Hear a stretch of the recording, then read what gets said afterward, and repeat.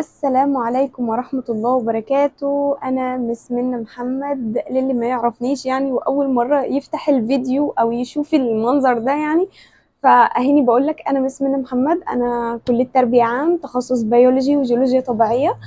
طبعا الفيديو النهاردة لطلاب تالتة ثانوي اللي نتيجتهم طلعت امبارح. بجد يعني عايزة أقول لكم إن كل شيء نصيب وكل شيء مكتوب، يعني اللي ليه حاجة بياخدها واللي ليه مجموع مكتوب له فهو بياخده، تمام، ايا كان سواء وحش حلو، فهو حاجة مكتوبة لك فانت هتاخدها، والمفروض ان انت تكون راضي بيها جدا جدا جدا.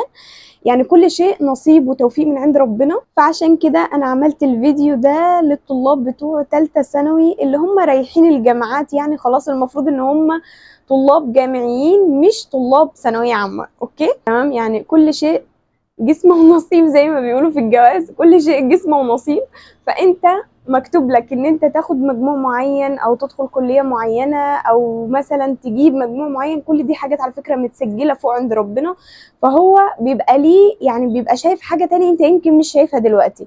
يعني اي شخص مثلا جاب مجموع مش عايزه، مجموع مش حبه، مجموع مش في توقعاته، فاحنا المفروض ان احنا نحمد ربنا ونقول الحمد لله، وان احنا نقول قدر الله ما شاء فعل. انت عملت اللي عليك وتعبت والسنه عدت، بس انت في الاخر ربنا كرمك بحاجه معينه، فما تعترضش، قول الحمد لله حمدا كثيرا مباركا، وارضى باللي ربنا كاتبه لك، وتاكد ان ربنا والله ما بيختار لنا حاجه الا وكان فيها الخير لينا. يمكن انت دلوقتي ما تشوفش الخير ده، بس بعدين لما تطلع الكليه ولما تخلص كليه ولما تشتغل ولما تعمل حاجات كتير فيما بعد يعني في حياتك، تحس وقتها ان فعلا كان مكانك في الحته دي، كان فعلا حلمك هنا، ما كانش في الحاجه اللي انت كنت متوقعها. يعني ده لو افترضنا ان انت ما جبتش المجموع اللي انت عايزه ومش هتدخل الكليه اللي انت عايزها، فعايزاك تفكر بالطريقه دي. ما تفكرش خالص ان انت كده خلاص حلمك ضاع، ولا ان انت تزعل على مجموع ولا على درجه ولا على نتيجه هتتكتب لك في الشهاده بتاعتك. انا جايه في الفيديو ده بكل هدوء وبكل ثقه وبكل خير ان شاء الله، يعني ان شاء الله ان الفيديو ده يكون خير ليك، وهو ان درجتك هي مش مستقبلك ولا مجموعك مش اخر الطريق. على فكرة ده ممكن يكون بالعكس، على فكرة ممكن يكون هو بداية النجاح الحقيقي في حياتك، تمام. يمكن انت مش واخد بالك دلوقتي منه، ولكن هتاخد بالك بعدين، زي ما قلنا ان بعدين في حاجات كتير قوي انت بتبقى غافل عنيها دلوقتي، ولكن بعدين ربنا بيبدأ ان هو يظهرها لك واحدة واحدة قداميك، وهتكتشف الحاجات دي فيما بعد. وبجد تأكد من كل كلمة انا بقولها لك. كل الطلاب اللي هم جابوا 50% او 60% او 70%، فاول حاجة انا حابة اقولها لكم الف الف الف مبروك. والله درجتك دي او مجموعك ده هيدخلك حاجات كتير جدا، في اختيارات كتير قوي هتبقى قدامك. ما تقلقش يعني من حوار ان انت مش هتلاقي كلية او ان انت مش هتلاقي معهد او ان انت مش هتلاقي حاجة كويسة تدخلها. عايزاك تهدى كده وتسمي الله وتصلي على رسول الله عليه افضل الصلاه والسلام. المجموع بتاعك على فكره يعني في معاهد كتير قوي، عايزه اقول لك ان هي مستقبلها كويس جدا ومعتمده، في كليات كتير جدا بتقبل من 60% ومن 70% ومن 50%، ممكن تدخلها وممكن تنجح فيها وتتفوق. انا عايزه اقول لك ان مفيش شخص ناجح بيتحط في مجال معين ايا كان ايه المجال ده، حتى لو هو اردأ مجال. متخيل يعني ايه اردأ مجال في السوق عندنا مثلا، او في سوق العمل او في كارير الشغل او ايا كان يعني. فاي شخص ناجح لما بيتحط في حاجة ايا كانت حتى لو قد كده، هو بيعمل فيها عظمة بجد، يعني بيعمل فيها عظمة. يمكن انت دلوقتي عشان حزين وزعلان ومتضايق بسبب المجموع بتاعك وبسبب ان انت ما جبتش مجموع طب زي ما انت عايز مثلا. انت اكيد دلوقتي كان في طلاب كتير قوي قوي حاطين في دماغهم ان هم يدخلوا طب او يجيبوا مجموع طب، وفي طلاب كتير قوي كانوا مثلا علم رياضه وحاطين في دماغهم ان هم يدخلوا هندسه وما جابوش المجاميع بتاعه طب ولا هندسه. فعايزه اقول لك والله بجد، يعني انا هنا من محافظه اسوان، يعني انا هنا عايشه في اسوان. عايزه اقول لك ان كل الدكاتره وكل الاجيال اللي طالعه بجد والله في الطب اجيال يعني هم لا يفقهوا شيء اصلا عن الشغل، لا يفقهوا شيء عن المجال الطبي، انهم درسوا 7 سنين هم ما درسوش حاجه اصلا. يعني انا كان عندي اخويا تعبان، اخويا قعدنا 7 شهور بنروح بيه من مستشفى لمستشفى، من مستشفى لمستشفى، من دكتور لدكتور، ورحنا هنا أسوان ورحنا جينا ورحنا القاهرة. فكل الدكاترة حرفيا ولا واحد عرف يشخصه بطريقة صح. يعني لحد الآن يمكن هم لحد الآن مش لاقيين أصلا التشخيص بتاعه، يعني هم لحد الآن مش عارفين هو عنده ايه. شوف كده احنا عدينا على كام دكتور، كام مستشفى، وكل المستشفيات ما فيهاش مثلا حد اتعلم بطريقة كويسة، اتعلم لدرجة ان هو يقدر يشخص اي مريض قدامه. ففكرة ان انت تبقى دكتور ودكتور مش ناجح في مجالك دي حاجة مش كويسة في حد ذاتها، والله حاجة مش كويسة، وهتسبب لك مشاكل كتير قوي لما تطلع بعد كده وتبقى دكتور وتعالج مرضى وهكذا. لازم تبقى شخص واعي للفكرة دي. يعني انت لو مثلا فاكر ان انت عايز تدخل طب عشان تاخد لقب بس ان انت تبقى دكتور، او عشان اهلك عايزين يقولوا في دكتور في عيلتنا، فاللي انا عايزه افهمه لك ان مش كل الدكاتره ناجحه، مش كل المهندسين ناجحين، مش كل المدرسين ناجحين. كل مجال هتدخله ايا كان هو ايه بجد هتلاقي فيه الفاشل وهتلاقي فيه الناجح، هتلاقي فيه اللي عايز يعمل مستقبل وكارير وناجح فيه بيحاول على قدر استطاعته ان هو ينجح في المجال ده، وهتلاقي فيه برضو اللي مش همه اصلا المجال، حتى لو كان في طب مش همه اصلا، يعني ولا بيذاكر ولا بيجتهد ولا بيشتغل كويس على نفسه عشان يوفي حق الكلية اللي هو فيها دي او حق المجال اللي هو فيه. فاحنا نطلع من كده بايه؟ نستفيد من كده بايه؟ نستفيد من كده ان مش اي مجال انا هدخله ممكن ابقى فاشل فيه، او عشان هو مش المجال اللي انا حابه واللي انا عايزه فانا هبقى فاشل فيه. لا، انت تقدر على فكرة تدخل مجال قد كده بكلية قد كده وممكن تبقى انجح واحد في العالم. بجد والله انا مش بهزر، ده الكلام اللي فعلا بيحصل. يعني ياما ناس كتير قوي يمكن ما دخلتش اصلا كليات، ما دخلتش اصلا مدارس، وبقت رجال اعمال. طب ازاي؟ او تخيل كده ازاي. في مثلا عندك مثلا المدرسين اللي بيتخرجوا من كلية تربية، ادي المدرسين انت بتشوفهم على اليوتيوب، بتشوفهم يوتيوبرز ناجحين ومدرسين عندهم ملايين من المتابعين بجد. يعني هم مدرسين متخيلين ان هم كانوا في كلية تربية؟ هم اتخرجوا من كلية تربية اللي انت يمكن شايفها اوطى كلية، تمام؟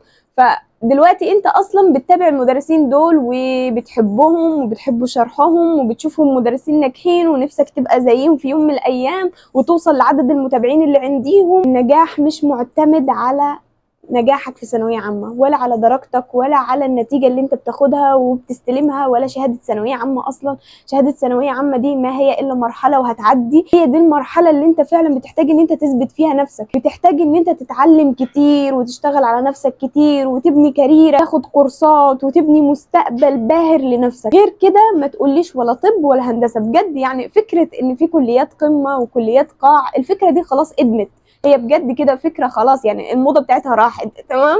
فما تفكرش بالطريقة دي. لكل الطلاب اللي جابوا 50 واللي جابوا 60 واللي جابوا 70%، أنا برشح لكم حاجة واحدة بس، وهي معاهد التكنولوجيا او الحاسبات والمعلومات. لو مجموعك جايب كلية معينة وانت نفسك في الكلية دي وعايز تدخلها فادخلها، لكن انا بقول للناس اللي هي محتارة ومش عارفة تدخل ايه، مش عارفين ياخدوا قرار وشايفين ان الدنيا صعبة ومش عارفين يحددوا هم عايزين ايه، فانا كنصيحة مني يعني كأخت ليكم بجد، اي حاجة فيها حاسبات ومعلومات ادخلوها.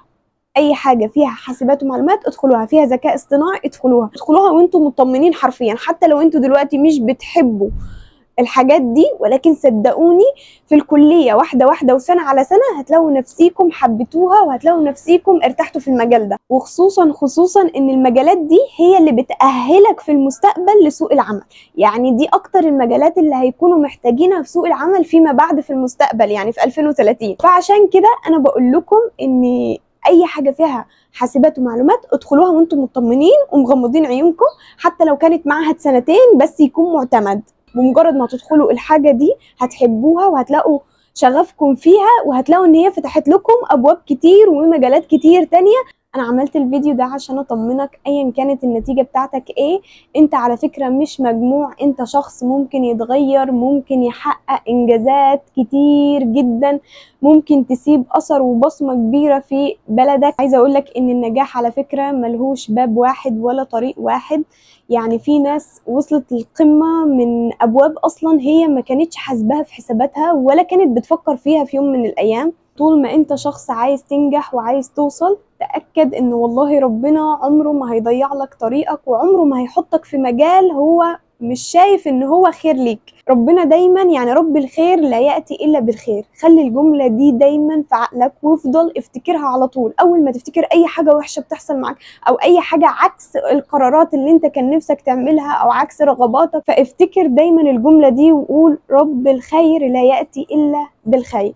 يعني ربنا عمره ما هيديني حاجة شر ليا، ربنا عمره ما هيديني كارير مثلا او مجال معين او كلية معينة مش شايف ان انا هنجح فيها. فتأكد ان انت بإذن الله هتنجح. ما تقفش وكمل وما تبصش وراك خالص. بص للي قدام، بص للمكان اللي انت هتتحط فيه، تمام، ايا كان هو ايه. بص له اللي هو انا ازاي انجح في المكان ده، ازاي ابني مجال كويس او كارير كويس في المكان ده او الكلية دي او الشغل ده او المهنة دي، تمام.